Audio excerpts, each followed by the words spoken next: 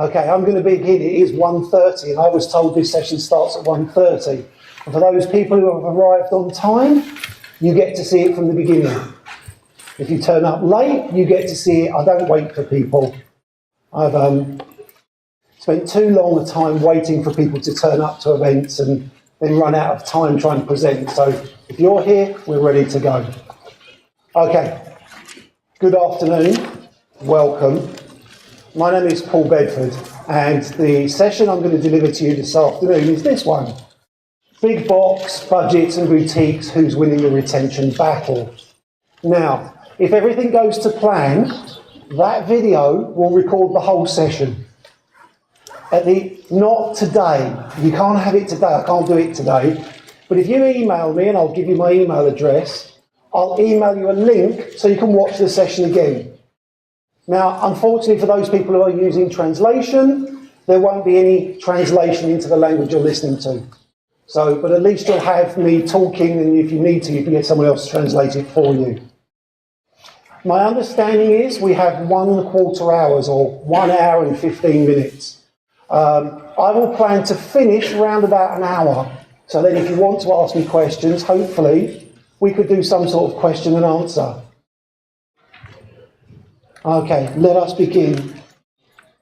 My preference is to walk around down here. I'm not the type of presenter that likes to stand behind a lectern and just present. I like to walk around, which means like today I have to go and change each slide. This is a picture of me superimposed onto an Apple computer. But it also has my social media feeds and my email address, should you wish to get a copy of the video, or should you wish to get in touch with me at some point after today's presentation.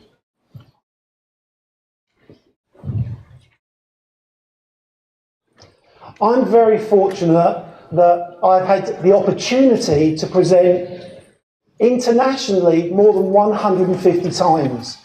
And up to date, that is now 26 different countries. This, I believe, is my 13th IHRSA that I've presented at in the United States. And I've also presented for IHRSA in Mexico, Brazil, and India, and in the Netherlands in Europe. I get a lot of opportunities to travel. I get an opportunity to see lots of clubs. In this particular trip, I've just come from Shanghai. So I'm based in London. And in 8 days, I will go around the world. Because I'm going London, Shanghai, Shanghai, Los Angeles, London. So the famous French story, Phileas Fogg, went around the world in 80 days. We can now do it in 8 and stop and do 2 conferences. The type of work I do is a mixture of research and practical teaching. My background is that I started in the fitness industry 25 years ago as a gym instructor. I became a personal trainer. I became the fitness manager of the club I worked in. And eventually I became the general manager of that club. And I've worked in single-site businesses and multi-site businesses.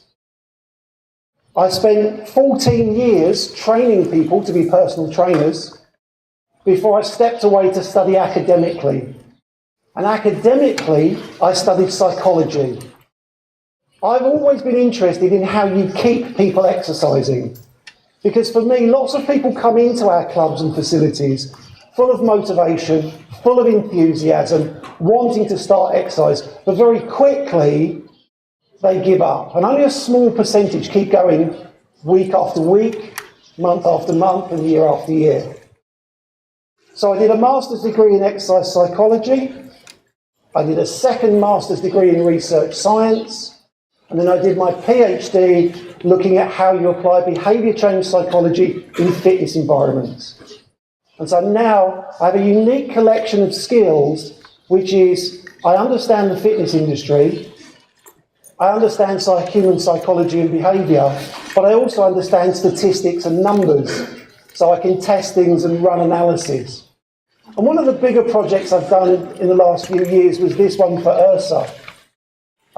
We had data from nearly 1.5 million members over a 3-year period. And we analysed the member behaviour to see how long people stayed in their clubs. And these are the sorts of size studies that I do. So when I was working in academia, we would do a study of 20, 30, 50 people. Now I'm doing studies that are hundreds of thousands of people over years and analysing them, and we use some very sophisticated techniques to do that analysis. This is where the translators panic, because it's a graph and it's numbers, and that takes longer. Okay, so up the vertical axis, we have the percentage of members. Across the horizontal axis, we have the months of membership since joining. So it's not January, February, March, April. It's the first day that anybody joined. And what we showed in the million-strong study was that some members who pay month by month by month, well, they only stay, 60% of them stay 12 months. And in fact, by the time you get to 36 months, only 10% of them are still there. Whereas those members who sign up to a 12-month agreement, even if they pay month by month by month, or in one payment at the beginning, you've got 84% of them are still there at the end of the first year. You have 76% still there at the end of the second year, and 72% still there at the end of the third year. And this is fairly typical data. This is what we see whenever we do analysis of membership types or the way in which people pay. But I wanted to show you this because I wanted to show you that we make sure that the methodology we use is the same that would be used in academia to measure performance. And this type of analysis is called survival analysis. We're basically measuring how long people survive in a given situation. Now, the fitness industry is evolving very quickly, and it's diversifying even more quickly. Now, some of you would be from markets that I would describe as mature markets. These are markets where fitness has been a product or a service for 10 or 15 more years and is quite widely accepted in the country where you're from. Emerging markets are where the actual number of people joining fitness clubs in your country is quite small, and the opportunity for growth is very big. Now, when any business starts, it always starts here at the premium level. It always starts at the premium level. Products always cost that bit more to be the first to market. And then over time, the cost of those products come down and down and down. What we see in the fitness market now is that we've moved from the premium and then to the mid-market or the mid-sector. So we've moved from that to a wide range of possibilities. Now, those of you who are from emerging markets, you're probably seeing the growth of all of these at the same time. Because I'm based in the UK, and when our market started, it was premium. And after premium became mid-market. And that took about 5 years. And then it took another 5 years for it to become, or about 10 years, to become from mid-market to low cost. So we didn't have low-cost business models 10, 15 years ago. We only had mid-market and premium. But some of you are from countries or in countries and markets where actually you've got people opening premium brands for the first time and low-cost brands for the first time, all at the same time. And the question I get asked whenever I'm travelling, and in fact last week in China, I was asked this question by almost every person that I had a meeting with, Paul, which one of these should we be focusing on? Which one of these should our business be? And my genuine feedback to everybody I spoke to was, Pick one and do it very well. Just pick one. If you're going to be a low-cost operator, be a low-cost operator. It takes a tremendous amount of discipline to operate at this end of the market. Because it's very easy to add additional services and products that actually add cost to your business but no value. And so I see low-cost operators tinkering now or playing with the low-cost model and saying, we should offer group exercise, we should offer spa, we should offer... And so the low-cost model is only low-cost now by price and not often by the design of facility. Not only that, we're seeing products and services that are going way up into what I'm going to describe as the diamond level, where people are paying more than $200, sometimes a session for. I was recently in New York and I went to a personal training studio called the Dog Pound.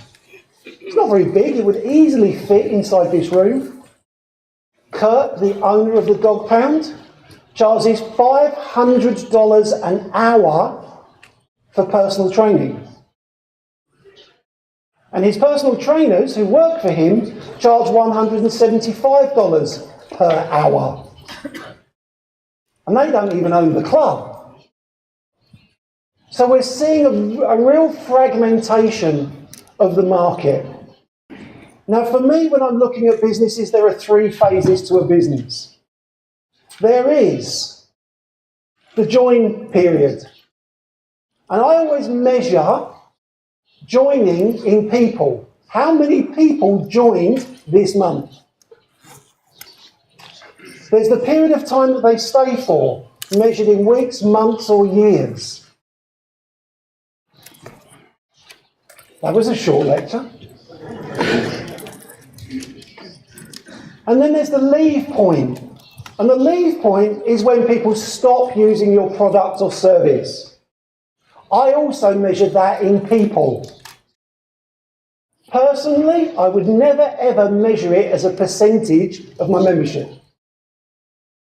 Now, if you do measure it as a percentage of your membership, stop.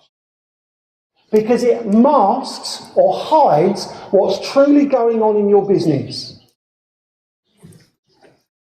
By show of hands, who here does some measure of leaving, attrition, and presents it to their staff as a percentage? Who does that? Come on.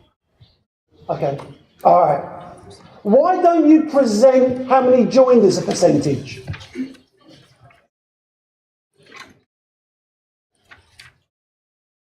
Because it doesn't make any sense. You want to know from your sales team and your sales managers, how many people joined this month? Was our campaign effective? So if you want to truly get a grip of retention, no matter what type of business you're in, you need to present your leaver data as people. We joined 100, we lost 200. Every member of staff can understand that. If I say we joined 100, they stayed for 3 months and we lost 100, we understand that. If I join 100, they stay for 12 months and I lose 100, we know that the second club is doing better than the first club because we know the months of membership someone stayed.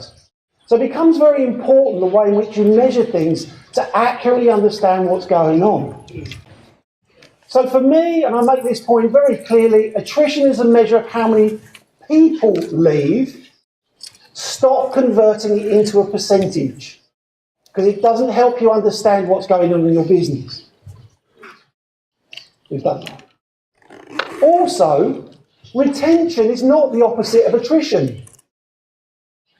Retention is how long people stay, measured in months. Attrition is how many people leave, measured in people. The opposite of attrition is joining. They join, they leave. But too many of people get confused in our industry thinking that the opposite of leaving is the period of time they stay for. They're measured in different ways. So you have to be accurate in the way you measure them to make an effective use of that information.